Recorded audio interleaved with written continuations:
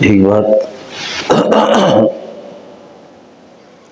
کہ گناہ جب ہو گئے ماضی میں اور ان گناہوں کی کا احساس اور وہ گناہ یاد آتے رہتے ہیں،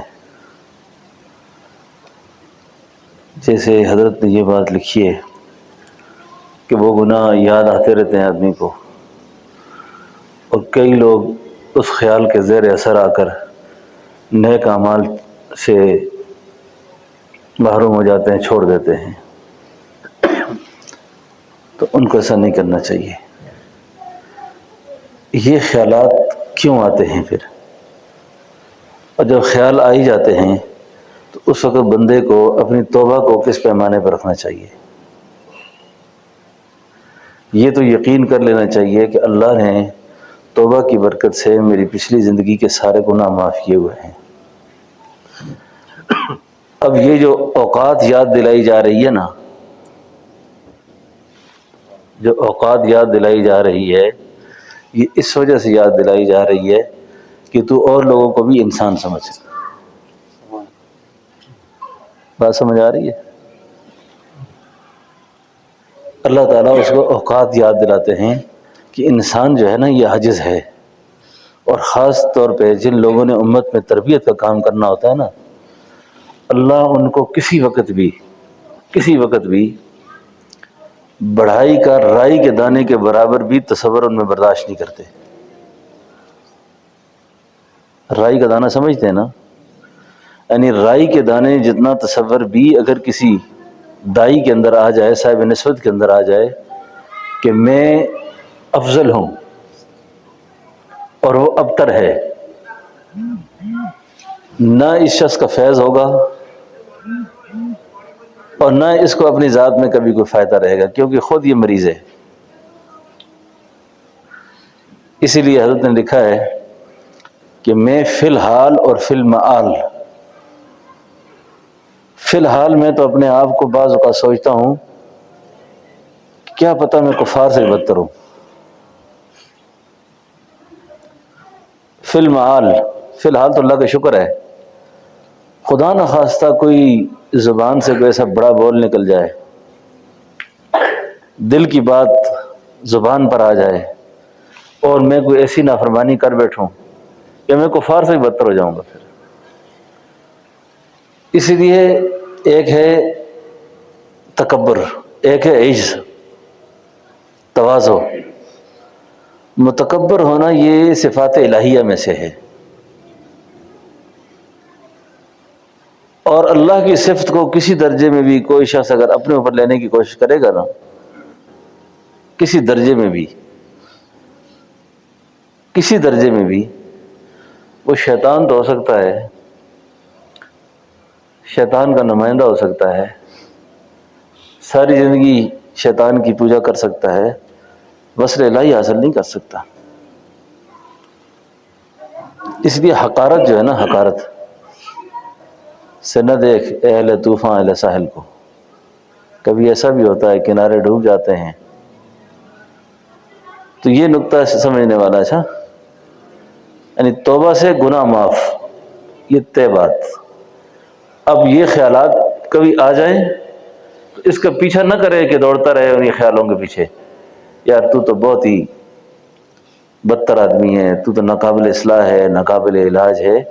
یہ تو اللہ پر عاجزی لگانے والی بات ہے، اللہ پر کمزوری لگانے والی بات ہے۔ لیکن ان خیالات کے آنے کا جو سالک کو، فقیر کو فائدہ ہوگا نا، وہ فائدہ یہ ہے کہ وہ انسانوں کو انسان سمجھ کر ان میں دین کا کام کرے گا۔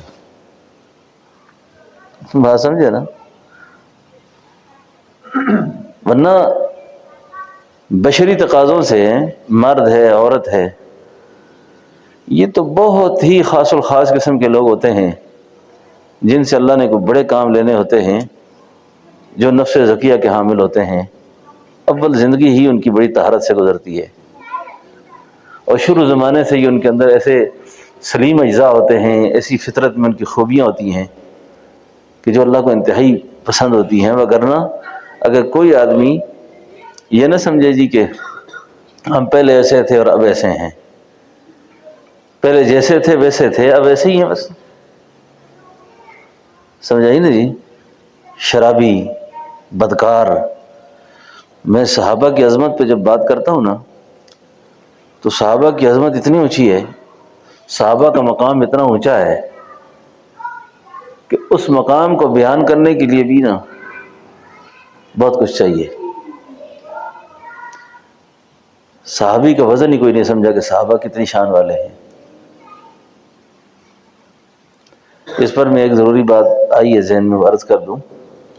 ایک بہت بڑے بزرگ گزرے ہیں جن پر کشف اتنا تیز تھا اور کشف کی یہ صورتحال تھی کہ گزشتہ انبیاء کے سارے صحائف ان پر کھل گئے تھے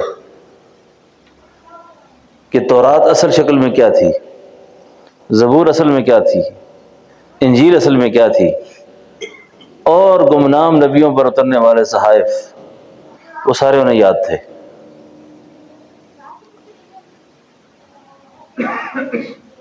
جب وہ فوت ہو گئے نا تو کسی صاحب مقام مرید نے قبر میں مراقبہ کیا. جب مراقب ہوا تو معلوم ہوا شیخ کا کوئی مقام نہیں اللہ کے یہاں، مقام نہیں ہے کوئی بھی. یہ بڑے پریشان ہوئے ہیں کہ یا اللہ، آپ سے روح سے مخاطبت ہوئی، پوچھا حضرت یہ کیا معاملہ ہے؟ فرمایا مجھے ایک غلطی لگ گئی تھی زندگی میں، جس غلطی کی وجہ سے باقی تو معاملہ میرا ٹھیک ہو گیا، لیکن اللہ کے ہاں میرا مقام کوئی بھی نہیں ہے. وہ کیا غلطی لگی؟ غلطی یہ لگی کہ ولی کا مقام صحابی سے زیادہ ہے. ولی کا مقام صحابی سے زیادہ ہے. بس یہ میرے دل میں ہمیشہ خیال رہتا تھا. لیکن قرآن کہتا ہے، کیا پڑھی تھی آپ نے؟ حبب الیکم الایمان وزینہ فی قلوبکم وکرہ الیکم الکفر والفسوق والعصیان. یہ تو نص ہے قرآن کی. یعنی صحابہ کو اللہ نے اس شان میں رکھا ہوا تھا. تو ولایت جو ہے، ہم جو لوگ ہیں ہم پہ خیالات بھی آئیں گے، وساوس بھی آئیں گے، ہر طرح کے حالات آتے جاتے رہیں گے، لیکن مایوسی ٹھیک نہیں ہے. مایوس آدمی منزل کھو بیٹھتا ہے. میں نے پہلے بھی بہت دفعہ عرض کیا کہ یہ جو وساوس کا مریض ہوتا ہے اس کو یہ سوچنا چاہیے کہ میرے پیچھے ایک کتا لگا ہوا ہے. تو مسافر کا کام ہوتا ہے گزرنا، نہ کہ کتے کے ساتھ الجھنا. آتے رہو جتنا مرضی آؤ، کوئی بات نہیں. تو وساوس کا خیال نہیں کرنا چاہیے، وساوس کا پیچھا نہیں کرنا چاہیے. اور یہ جو خیالات گناہوں کے آئیں گے، اس سے آپ کو اپنی زندگی، یہ بڑے ناسمجھ لوگ ہوتے ہیں وہ جن کو امت پر رحم نہیں ہوتا، امت پر شفقت نہیں ہوتی، امت کا درد نہیں سمجھتے، امت کا غم نہیں سمجھتے، امت کی پریشانیاں نہیں سمجھتے کہ نفس کتنی خطرناک بلا ہے، کتنی سرکش قوت ہے. اب اگر مجھے اللہ نے نگاہ کی حفاظت دی ہے، میں یہ سمجھتا ہوں کہ یار یہ کیوں لوگ پریشان ہیں. اب جس کو نہیں ہے اس سے پتہ کرو کتنا مشکل کام ہے یہ. اب اللہ نے ایک کے لیے آسان کر دی اتنی زیادہ، اور ایک کے لیے پہاڑ کھڑا کر دیا. اب وہ بیچارہ روز مجاہدے سے مرتا بھی ہے جیتا بھی ہے، مرتا بھی ہے جیتا بھی ہے. اس لیے حوصلہ رکھنا چاہیے. اچھا، حوصلہ رکھنا چاہیے، امت کے غم کو سمجھنا چاہیے، لوگوں کی پریشانیوں کو سمجھنا چاہیے، اور اس پریشانی کو سمجھ کر پھر اس کے لیے دعا بھی کرنی چاہیے، اس کو علاج بھی بتانا چاہیے، اس کو علاج بھی بتانا چاہیے. پھر آزمائش کے اعتبار سے نا سیدنا عمر رضی اللہ عنہ کی بیان سے ہی میں جو بات نکال رہا ہوں. سیدنا عمر رضی اللہ عنہ کی خدمت میں ایک شخص آیا، کہنے لگا جی میں بہت پریشان ہوں. سیدنا عمر کے یہ الفاظ ہیں، فرمایا آپ پر آزمائش آپ کی دنیا پر آئی ہے کہ دین پر آئی ہے؟ کہتے حضور آزمائش تو دنیا پر ہے، کاروبار تھا خراب ہو گیا ہے، یہ کام کیا تھا خراب ہو گیا، یہ کیا خراب ہو گیا۔ فرمایا نماز کیسی ہے؟ کہ وہ ٹھیک ہے۔ اعمال کیسے ہیں؟ کہ ٹھیک ہے۔ فلاں عمل کیسا ہے؟ کہ ٹھیک ہے۔ کہا اللہ کا شکر ادا کر، تیرا اصل سرمایہ بچا ہوا ہے۔ اصل نقصان تو یہ تھا کہ تو اس سے دین چھن جاتا، نماز رخصت ہو جاتی، قرآن رخصت ہو جاتا، اعمال رخصت ہو جاتے۔ تو دنیاوی اعتبار سے اگر کبھی کوئی مسئلہ پیش آ جائے نا، تو اپنے دین کو ٹٹولا جائے کہ میری دینی حالت کیا ہے، میری دین کی کیا کیفیت ہے، اور اگر دین کی حالت ٹھیک ہے تو اللہ کا شکر ادا کرے، اللہ کا شکر ادا کرے۔ اور آج میں جو اس مضمون پر میں کچھ کہنے کا خیال تھا وہ تو مجھ سے رہ ہی گیا۔ ہمیشہ کے لیے عورتیں بھی سن لیں میری بات، آپ بھی سن لیں۔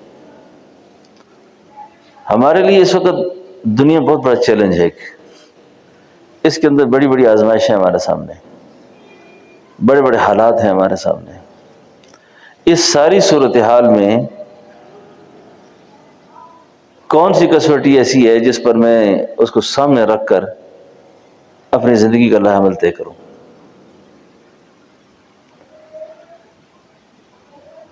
آپ نے سب سے پہلے جس چیز کو دیکھنا ہے اس کا نام ہے شریعت۔ شریعت کے معاملے میں آپ ٹھیک ہیں تو آپ کسی کی پرواہ نہ کریں۔ پھر یہ شرک ہے؟ اچھا یہ کیا ہے؟ یہ ڈراوا پیدا ہو، فلاں کیا کہے گا، وہ کیا کہے گا۔ اور مجھے یہ تجربہ بھی ہو گیا ہے اور سمجھ اس بات کی آئی ہے کہ جس کو خوش رکھنے کے لیے جو کچھ کیا ہے اس سے خوشی تو نہ ملی، نتیجہ یہ ہوا کہ ہاتھ ہی بلنے پڑتے ہیں آخر میں، کفے افسوس جس کو کہتا ہے آدمی۔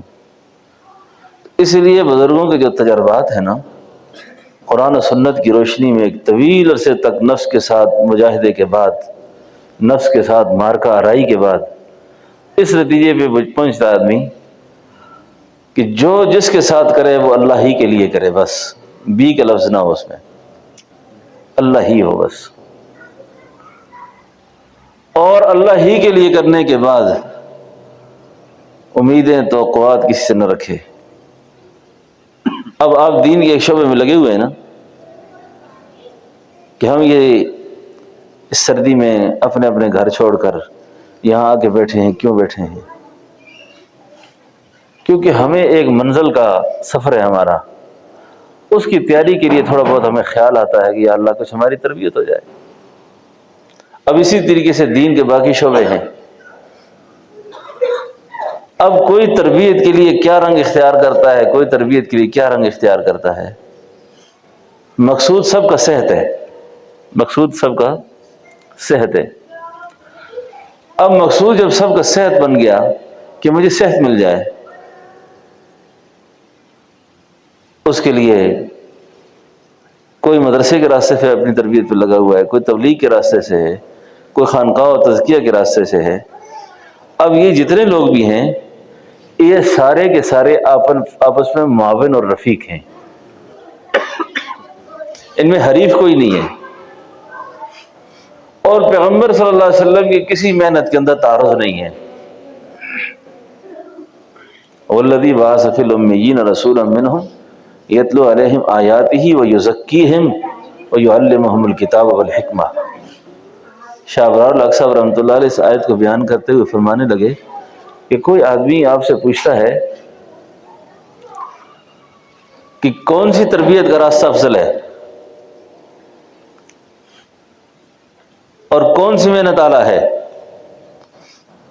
کہ جس راہ پہ چل کے میں اپنی تربیت کروں، نے فرمایا میں آپ سے اگر کہوں کہ کان ضروری ہے کہ ناک کہ آنکھ، آپ کیا کہیں گے؟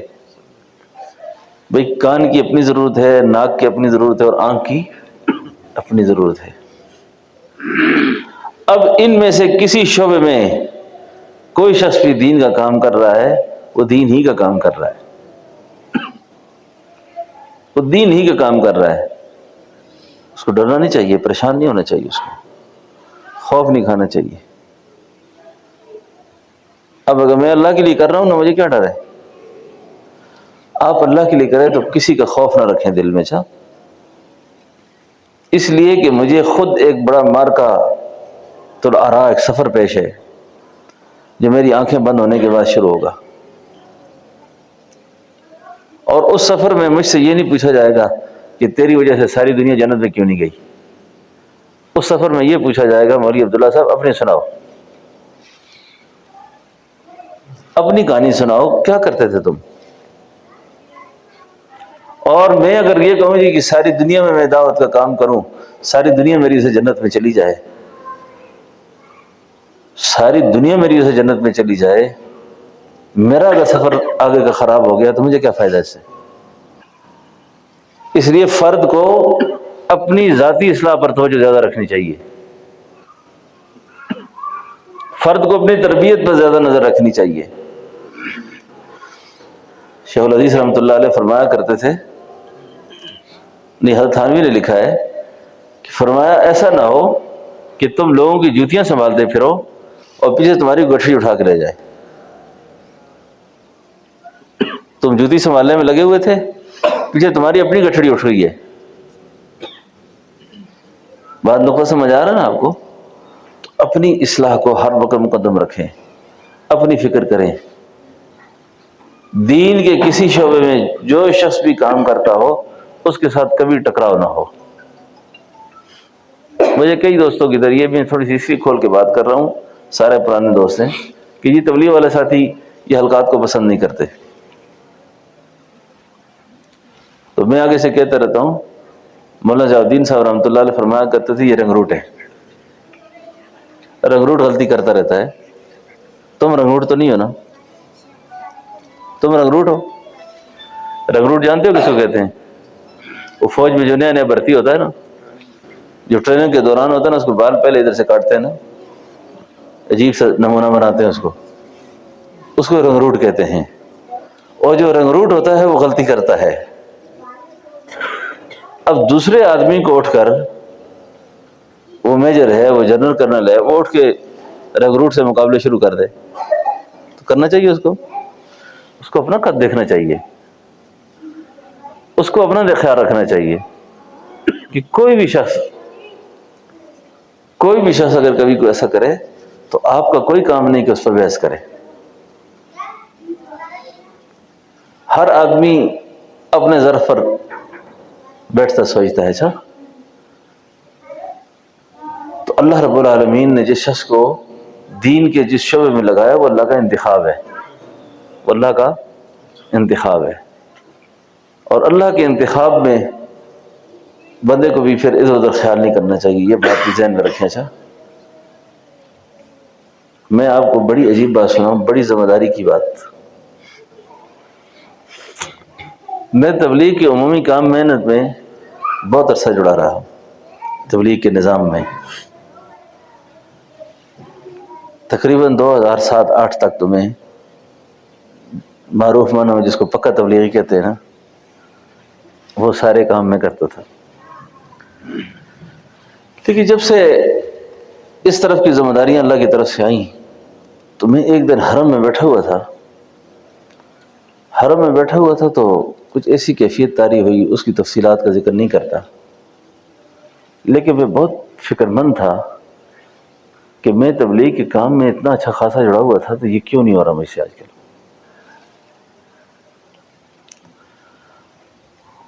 مولانا محمد فاروق صاحب مقیم ہے وہاں پہ مکہ مکرمہ میں،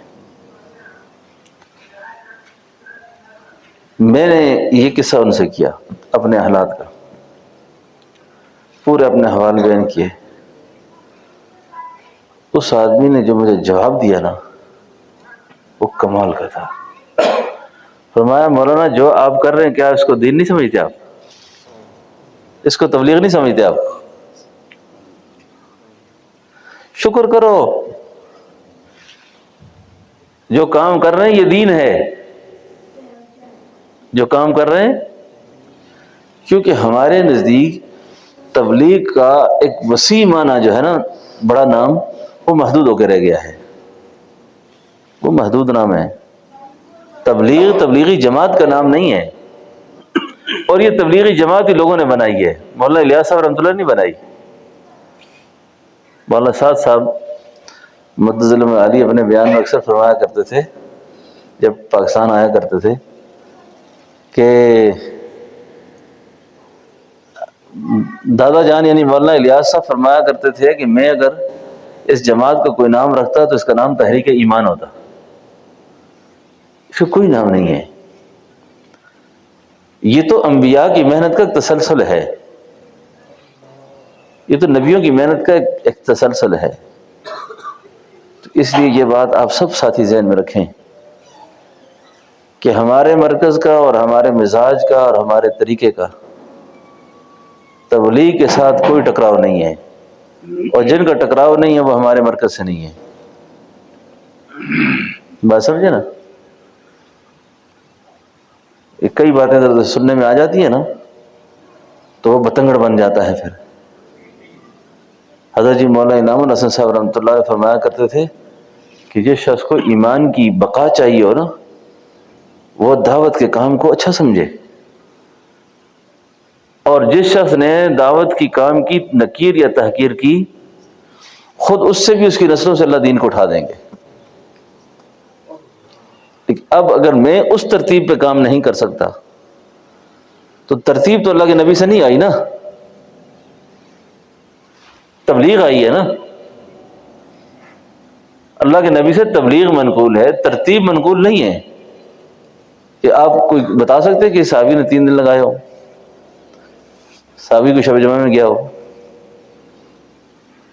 اللہ تعالیٰ جمیل صاحب فرمانے لگے سیدنا ابوبکر صدیق رضی اللہ عنہ جب خلیفہ بنے نا تو دوسرے دن کپڑے کے تھان لے کے بازار میں بیچ رہے تھے۔ کسی نے کہا ابوبکر صدیق آپ پھر بھی تجارت کر رہے ہیں، ابھی تک چھوڑی نہیں آپ نے؟ تو انہوں نے فرمایا کیا خلیفہ بننے کے بعد کیا مطلب ہے کہ آدمی تجارت نہ کرے، کاروبار نہ کرے؟ تو ہنس کے کہنے لگے ابوبکر صدیق کے 4 مہینے نہیں لگے تھے، اگر لگے ہوتے تو ان کا ایمان بنا ہوتا تو وہ کبھی بھی ایسا نہ کہتے۔ بات سمجھو نا؟ تو یہ سب جہلا کی باتیں ہوتی ہیں۔ وسیع ہو کر کام کرو، وسیع ہو کر، کھلے دل سے۔ میں آپ کو اس ممبر کی ذمہ داری سے بات کر رہا ہوں، میں جماعت کے عمومی ماحول میں چل نہیں سکتا، میرے اپنے حالات ہیں۔ یقین جانیں جس دن کوئی جماعت آ جائے نا میں اتنا خوش ہوتا ہوں، میری عید ہوتی ہے وہ۔ اور آپ کو بھی نصیحتاً یہ بات کرتا ہوں کہ 3 دن تک میں نے، اب تو اللہ نے بہت وسعت کا دور ہے، جب برامہ میں نا مولوی فضیل صاحب کی والدہ گھر میں روٹی پکاتی 3 دن جماعت کی، 3 دن توے پہ روٹیاں پکانا اور گھر میں خدمت کرنا۔ اس وقت اس طرح ہوٹل بھی کوئی نہیں تھا۔ اور یہ میں اس لیے نہیں کر رہا، یہ اس لیے کر رہا ہوں کہ آپ کو بھی ترغیب ہو، یہ ترغیب کے طور پہ بات کر رہا ہوں۔ یعنی 3 دن تک ایک جماعت آئی تو نے کہا جی، ان کو میری طبیعت کا پتہ نہیں تھا تو مجھے کہنے لگے جی ہم تو دعوت قبول نہیں کرتے تھے۔ اچھا، میں نے کہا میرے لیے میوات کی تبلیغی نہ بنو، کھانی ہے تو کھاؤ، تو نہیں کھانی تو جاؤ۔ خدا کے بندے، میں اتنے اہتمام سے تمہارے لیے 3 دن کے لیے، اس وقت گاڑیاں بھی نہیں تھی، میں دور سے سودے اٹھا کے لایا ہوں اور اتنا اکرام کر رہا ہوں اخلاص کے ساتھ، تم میرے ساتھ آ کے بحث کرتے ہو ہیں؟ تو خیر یہ تو گپ شپ ہوتی رہتی ہے۔ تو یہ آپ کو میں بطور اس کے یہ بات کر رہا ہوں، ٹھیک ہے نا؟ تو یہ انتہائی ضروری باتیں ہیں یہ، جس سے آپ کو بھی اپنے کام کے اعتبار سے بھی اور دوسری دین کی محنت کے بارے میں آپ کو اندازہ ہو جائے گا کہ ہم کیا چاہتے ہیں، ہم کیا کرنا چاہتے ہیں۔ اور اس فتنے کے دور میں، اس فتنے کے دور میں جتنا بھی دین کا کام ہو رہا ہے سب اچھا ہو رہا ہے، جتنا بھی کام ہو رہا ہے سب اچھا ہو رہا ہے۔ اور میں دوسری بات بھی کر دوں، وقت آنے سے پہلے ہی ایک دوست نے پوچھا مولانا سعد صاحب کی جماعت اگر آپ کے پاس آ جائے تو؟ میں نے کہا مولانا سعد کی جماعت آئے گی، ہم اس کو بھی گلے میں ہاتھ ڈالیں گے۔ کیوں خیر ہو؟ بھائی میں نے کہا کوئی بھی اللہ کا نام لے ہمارے سر آنکھوں پر. میں نے کہا اب تو ہمیں سمجھ ہی نہیں ہے. تو ہے پھر تو ہے، تو ہے پھر تو ہے، وہ جس نے بھی تیرا ذکر کیا آ کے دیکھ سر آنکھوں پہ جگہ دی ہم نے.